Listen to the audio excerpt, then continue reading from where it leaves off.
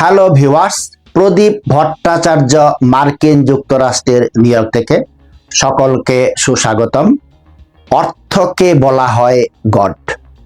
অর্থ ছাড়া জগৎ সংসার একেবারেই অচল। আসলে কি অর্থ সমস্যা? আসল সমস্যা হলো অর্থের বন্টন, ধনী গরিবের লড়াই। এই কারণে ধনী প্রতিনিয়ত ধনী হচ্ছে, গরিব চিরকালই গরিব থেকে যাচ্ছে। খুব সুন্দর একটি আলোচনা ব্যাকগ্রাউন্ডে করব, তার সাথে থাকবে অপূর্ব ভিডিও। আলোচনাটি মনোযোগ দিয়ে শুনবেন আশা রাখি। বর্তমান পৃথিবীতে চাইনিজদের বলা হয় জাত ব্যবসায়ী। পৃথিবীর এমন কোনো দেশ খুঁজে পাওয়া যাবে না যেখানে চীন ব্যবসা করে না। তাদের ব্যবসার মূলনীতি ধর্ম বা রাজনৈতিক দলাদলি নয়, তাদের মূলনীতি হলো অর্থ। অর্থ এবং অর্থকেই তারা সর্বাপেক্ষা প্রাধান্য দেয়, অর্থাৎ অর্থই ঈশ্বর। বাস্তবিক অর্থেই অর্থ ছাড়া কোনো কিছুই হয় না। ক্ষুধা নিবারণের জন্য অর্থ প্রয়োজন, খালি পেটে ধর্ম চর্চাও কিন্তু হয় না। কিন্তু সমস্যা কি শুধু অর্থেরই? না, প্রকৃত সমস্যা অর্থের নয়, অর্থের বন্টনের। উৎপাদন ও বন্টনের বিষম বৈষম্য সর্বপ্রকার অশান্তির বীজ। সমাজটা দুই ভাগে বিভক্ত হইয়া গিয়াছে, অর্থবান মহাজন আর অর্থহীন শ্রমিক। শ্রমিকেরা যাহাতে দলবদ্ধ হইয়া ধনীদের বিরুদ্ধে লড়াই করিতে না পারে, এই জন্য ধর্মযাজকরা পুরোহিতের সহায়তা লন।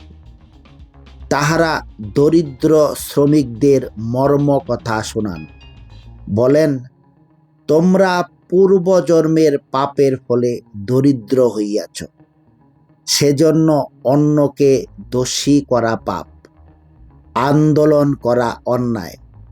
যাহা পাইয়াছ তাহা লইয়াই সন্তুষ্ট থাকো। ঈশ্বরের আরাধনা করো, ঈশ্বরকে ভেট দাও। এ জন্মে না হোক পর জন্মে অবশ্যই তোমরা শান্তি পাইবে।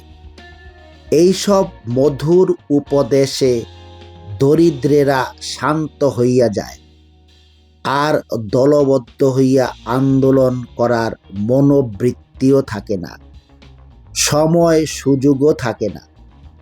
এই ধর্ম উপদেশ দ্বারা কি ফল হয়? দরিদ্র আরও দরিদ্র হয়, ধনী আরও ধনী হয়। আফিম খাইলে মানুষ যেমন ঘুমাইয়া পড়ে, ওই সব মুখরোচক উপদেশে দরিদ্রগণ নিজের দুঃখ দুর্দশা দূর করিবার চেষ্টা হইতেও বিরত হইয়া পড়ে। এই জন্য ধর্ম উপদেশ নীতি কথাকে আফিম বলা হয়। দরিদ্র শ্রমিকদের আর আফিম না খাওয়াইয়া একটু জাগ্রত হতে দেন।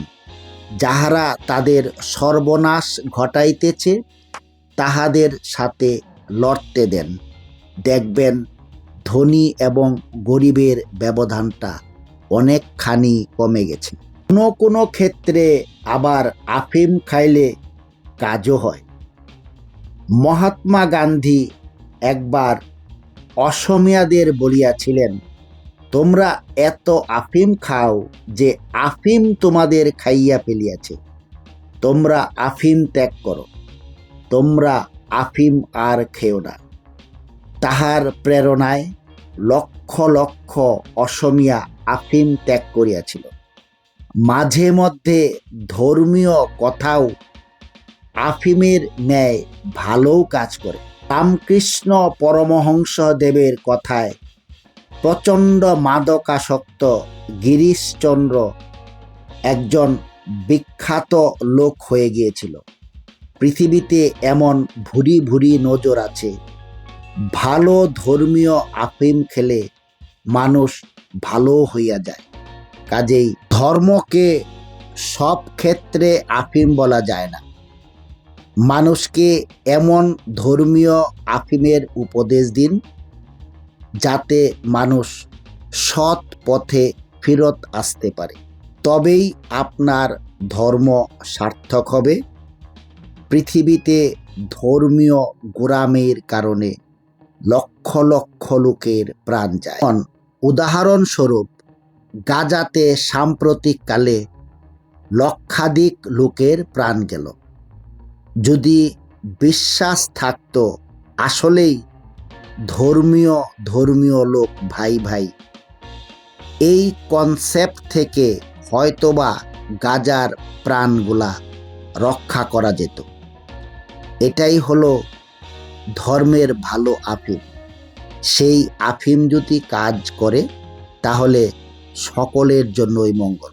কিন্তু দুঃখজনকভাবে ভাই ভাই এক হয়নি।